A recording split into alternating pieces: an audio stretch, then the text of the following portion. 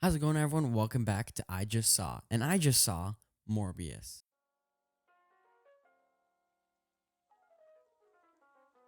And as always, spoilers ahead. So I just saw Morbius, and I gotta say, it's really bizarre, and it's a crazy story. I'm gonna talk about things I thought about the movie, the positives and the negatives. So let's start with the positives. I really liked the way that this movie was shot. Every single angle to me looked like it just looked like a brand new movie. It just felt like another modern movie. The colors is obviously teal, like you can see in the title a little bit, but the colors is mostly teal. However, whenever I watch this movie, it kind of just reminded me of the exact same shots like the Venom movies were, which makes sense because it was produced and made by the same people. And there's a really cool scene in the hallway scene with the doctor before the doctor gets killed. The lights flicker on and off, which I really liked. It was a really cool horror element, which is something that also the movie played with a lot. And I felt like in this specific scene, it did it really well. The lights are flickering on and off as heavy breathing occurs, and there's a lot of slasher themes, and it makes for a pretty effective jump scare, which obviously, if you know about me at all, I like jump scares and horror themes.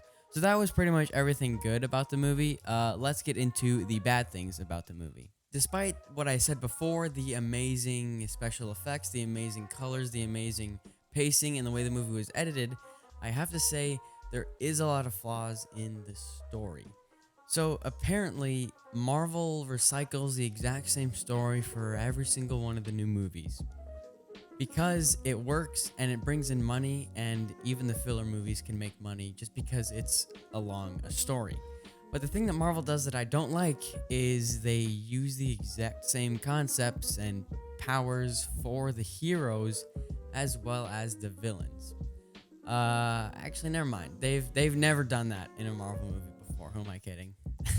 I mean, except for Iron Man, The Incredible Hulk, Iron Man 2, Captain America, Thor, Thor 2, Iron Man 3, Captain America 2, Avengers Age of Ultron, Ant-Man, Captain America Civil War, Thor Ragnarok, Black Panther, and of course, every single X-Men movie that has ever been made. But the thing is, it's exactly the same, and it's basically the same as the Venom movies with a different character. I don't know why they keep repeating this, but to me, it just felt like I was watching another Venom movie, which I guess makes sense. I kind of wish that there wasn't a villain in the movie at all. It would have been actually cool to see Michael Morbius' struggles within himself and his own life with this newfound power. I felt like that would have been more interesting than to see him actually fight someone who's just exactly like him. Either way, it's just the same formula every single time, and it just drives me insane. Which is kind of why I like these new DC movies, because the hero and the villain have nothing to do with each other most of the time. Like Batman and Riddler. Batman is nothing like Riddler, except for the Marvel movies, the heroes and the villains are almost pretty much the same all the time.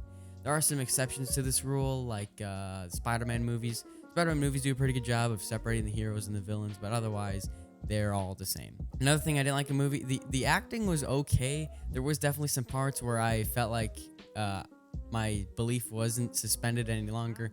There's a large portion of the film where Jared Leto has to pretend like he has a blood disability, and a lot of times I feel like he's too fit, or he doesn't portray it well enough that I can believe he has a blood disability. I mean, I guess eventually he's gonna recover from it, like we've seen in the trailers, and just it's a movie, of course he's gonna recover from it. And of course, obviously, he doesn't have a blood disorder in real life, but I just didn't feel like he sold it well enough. He kind of just seems like he was just a little bit of a cripple instead of a full-on blood disorder, which I assume would make you a lot more slow and walk a lot slower. I still enjoyed the movie, and thank goodness I don't have to be reminded of that experience ever again.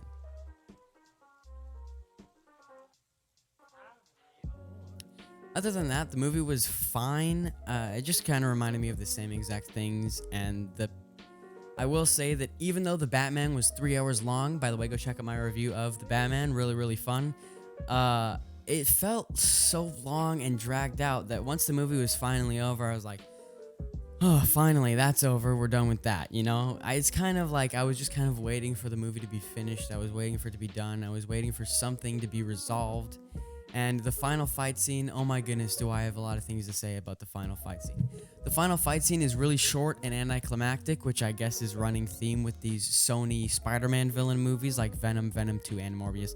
The final fight scene is really small and comprised of a character fighting another character with the same abilities as them, like Venom fought Riot, Venom fought Carnage, and now Morbius fights Milo. And it's impossible to see. Like the Venom Riot fight, there's just a ton of symbiote sludge everywhere and you can't tell what's going on. And in the Venom Carnage fight, there's a ton of symbiote sludge everywhere and you can't tell what's going on. And in the Morbius Milo fight, there's a ton of bats everywhere and you can't tell what's going on. It's just so much visual noise that it takes you out of the movie experience by far. You're looking at it and you're completely wondering, what am I looking at? What is going on?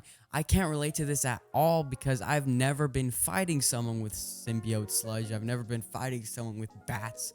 You know, it's just like instead of comprehending how cool of a fight scene this is or how that would feel, you're just left wondering, what am I looking at?